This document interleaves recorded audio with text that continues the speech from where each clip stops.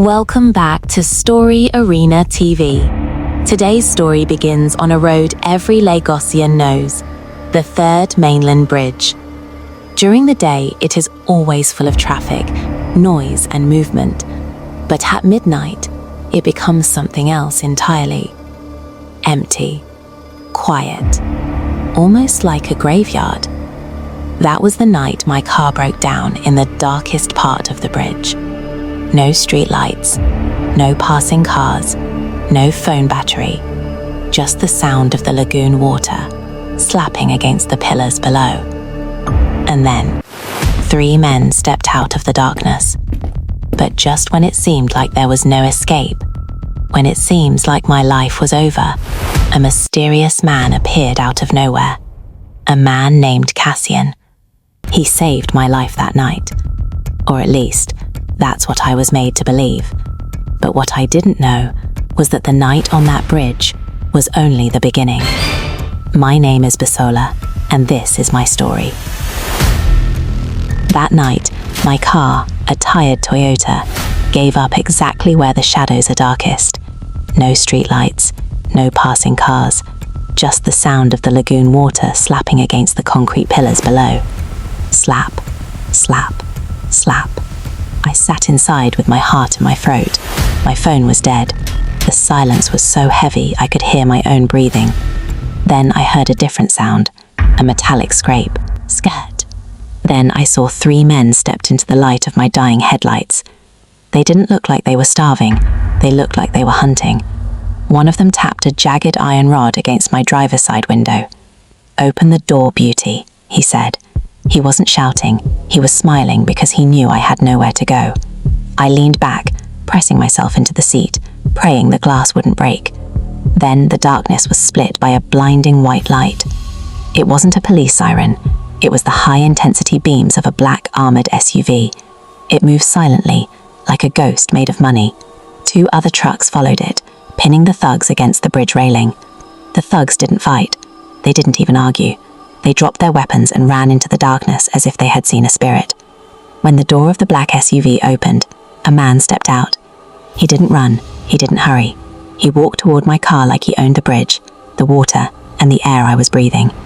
He was wearing a dark suit that fit him like armor. Even in the humidity of Lagos, he looked cool. He looked perfect. He leaned down and looked through my window.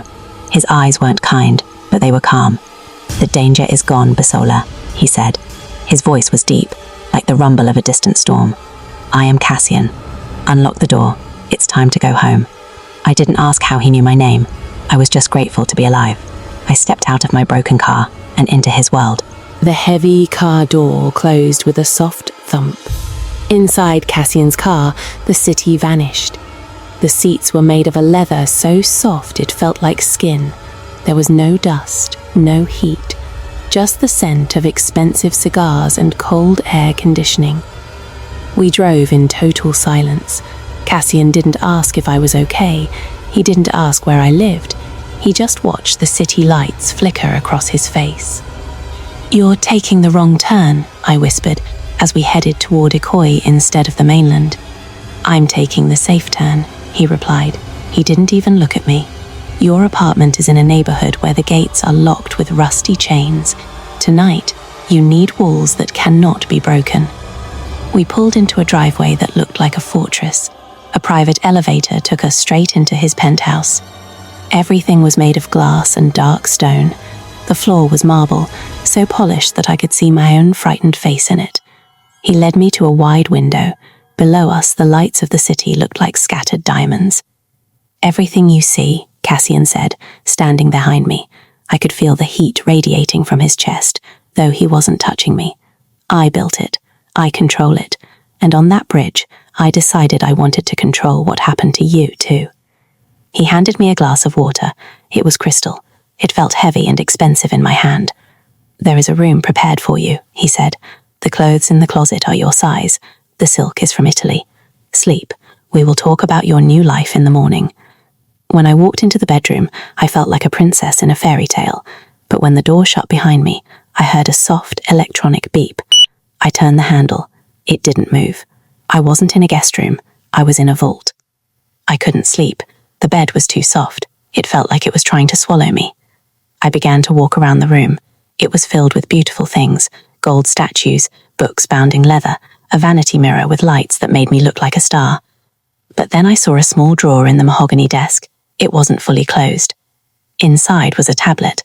I turned it on. It wasn't locked. The first thing I saw was a video file. I clicked it. It was a security feed from the pharmacy where I work. It was dated 3 days ago. The camera following me from the counter to the bus stop. The next file was a screenshot of a bank alert. 5 million naira, sent to a man named Jago. I remembered that name. Jago was the leader of the thugs on the bridge. I heard the name when they were about fleeing the scene. The description of the payment was just 2 words, Stage 1. My heart stopped. The bridge wasn't an accident. My car didn't just break down. He had followed me. He had planned the attack. He had paid those men to threaten my life just so he could appear out of the darkness and save me. He wasn't there by chance. It was all planned.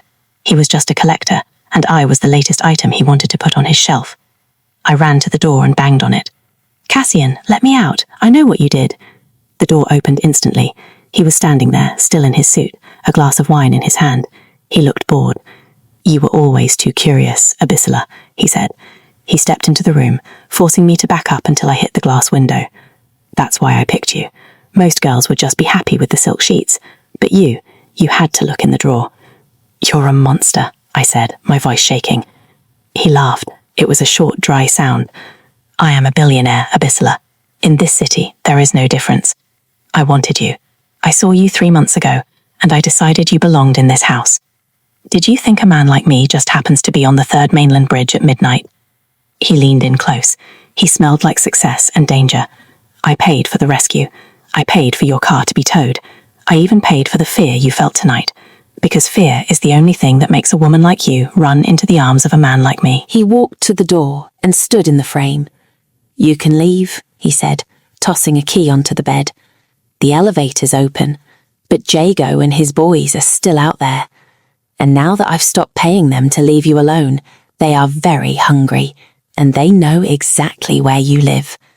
He smiled, a slow, dark tilt of the lips. "You can go back to your world of broken cars and dark bus stops, or you can stay here in the light. The choice is yours, but we both know you aren't going anywhere." He closed the door. This time I didn't hear a lock. He didn't need to lock it anymore. The fear of the world outside was a much stronger cage than any electronic bolt. I sat on the edge of the expensive bed and looked at the silk curtains. I was safe, and that was the most terrifying thing of all. But tell me something. If you were in my position that night, what would you do? Would you stay in Cassian's house where you are safe but trapped? Or would you walk away and return to the dangerous world outside? Let me know in the comments, because what I did next changed everything.